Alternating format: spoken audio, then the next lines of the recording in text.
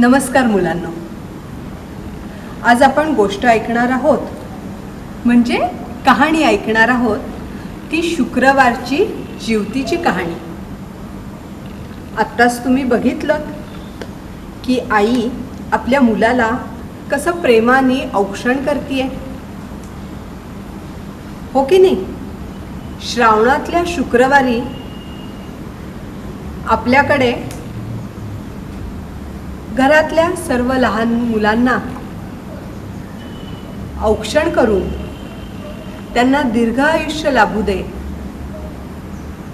त्यांचं आरोग्य चांगलं असू देत, त्यांना यशस्वी संपादन होऊ देत,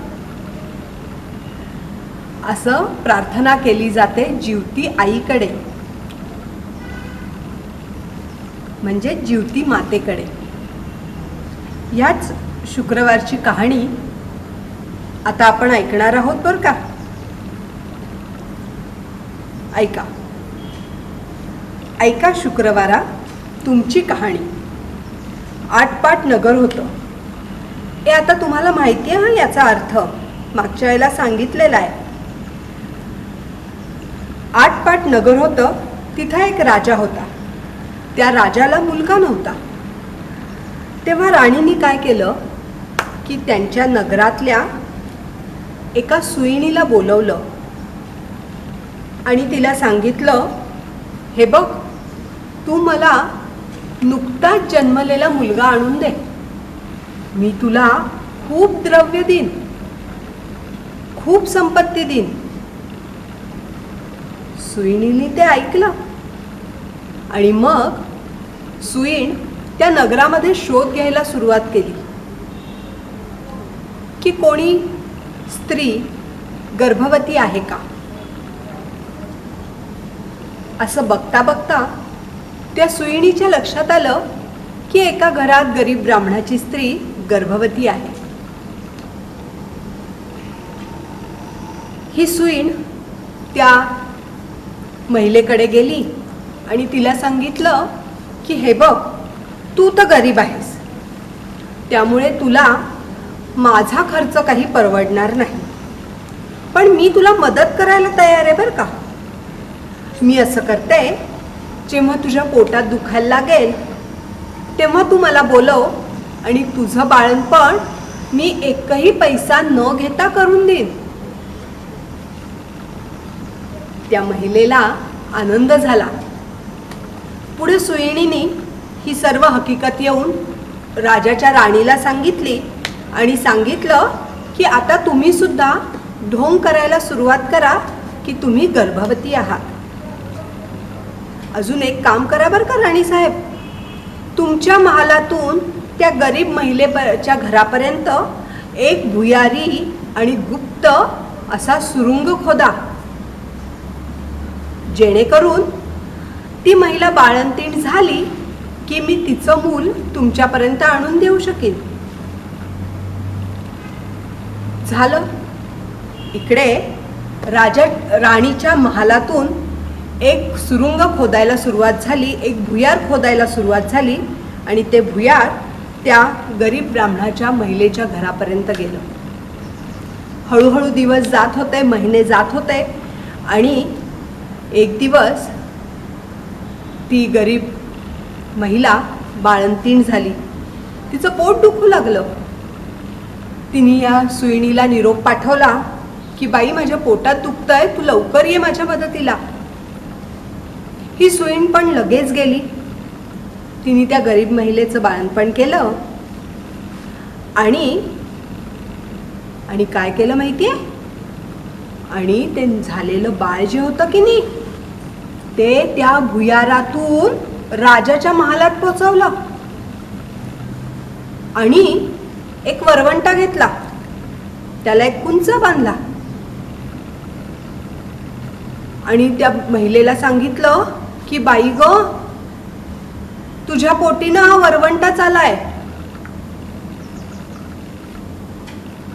तो वरवंटा बघून त्या महिलेला फार दुःख झालं, मनात दुःखी झाली की आपल्याला असं कसं वरवंटा आपल्याला असा कसा वरवंटा निपजला. इकडे सुईणीने काय केलं, त्या गुप्त भुयारातून ती राणीच्या महालात गेली. ते बाळ जे होतं ते राणीजवळ ठेवलं. राणीला सांगितलं की राणी साहेब, सगळ्यांना दवंडी पिटवा, तुम्हाला मुलगा झालाय. त्याप्रमाणे राणीने सगळ्यांना दवंडी पिटवली. राजाला मुलगा झाला, राजाला मुलगा झाला, सगळे आनंदी झाले. इकडे या महिलेनी डोळे पुसले. ती दुःखी होती.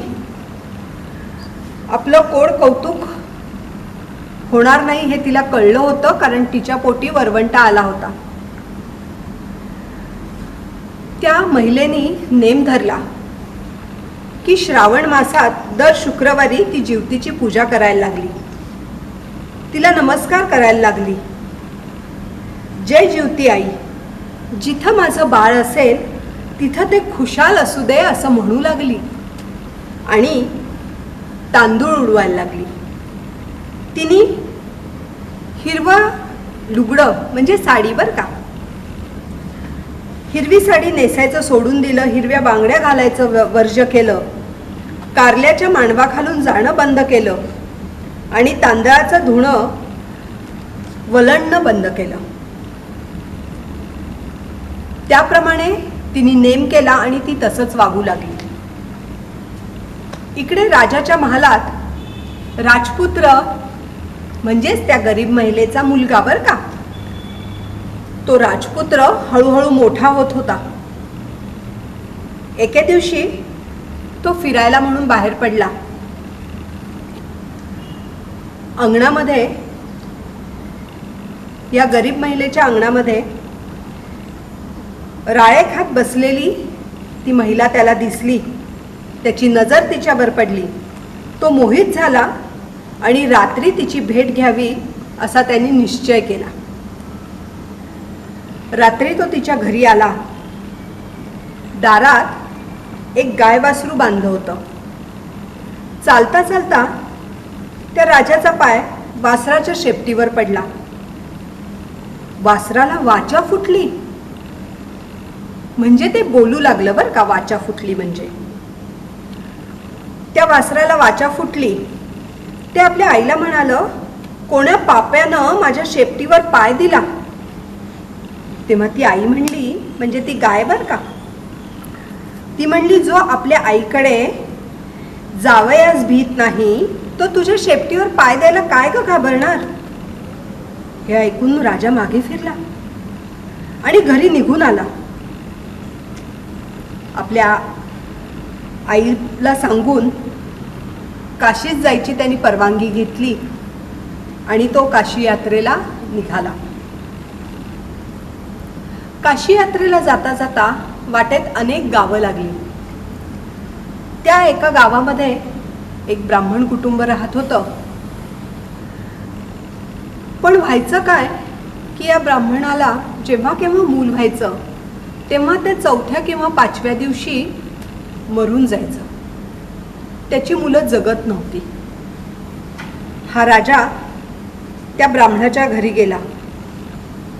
नुकतंच त्या ब्राह्मणाला एक मुलगा झाला होता आणि तो 5 दिवसाचा होता.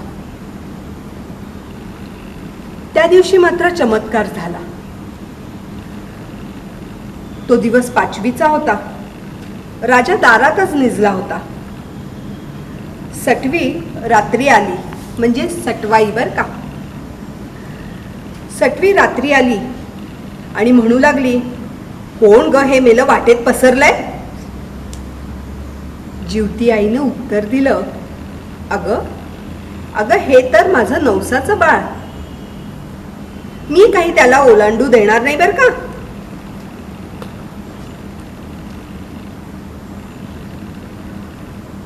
इकडे 5वा दिवस आहे म्हणून त्या ब्राह्मण कुटुंबातले आई वडील दुःखी होते की अरे बापरे, आज 5वा दिवस आहे. आज आपलं बाळ, अरे बापरे, आज 5वा दिवस आहे. आज आपलं बाळ जगेल का जाईल या दुःखात ते दोघंही होते. इकडे झालं असं, सटवाई व जिवती आपापल्या रस्त्याने निघून गेली. उजाडल्यानंतर त्या ब्राह्मणानं राजाचे पाय धुतले. तुमच्यामुळे माझा मुलगा वाचला, जगला. आजचा दिवस तुम्ही इथेच मुक्काम करा अशी त्यांनी विनंती केली. राजानंही ती मान्य केली. त्याही रात्री काल रात्रीप्रमाणेच प्रकार घडला. दुसरे दिवशी राजा तिथून मुक्काम हलवून काशीला निघून गेला. काशीला गेल्यावर तिथं त्यांनी पुष्कळ पूजा केल्या आणि गयावर्जनाची वेळ आली तेव्हा पिंड देते वेळी झालं असं की त्यातून 2 हात वरती आले ते पिंड घेण्यासाठी.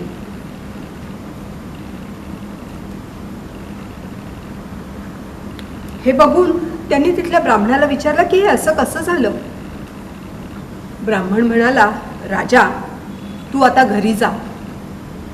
तुझ्या साऱ्या गावातल्या बायका मुलांना जेवायला बोलव, म्हणजे याचं कारण तुला समजेल.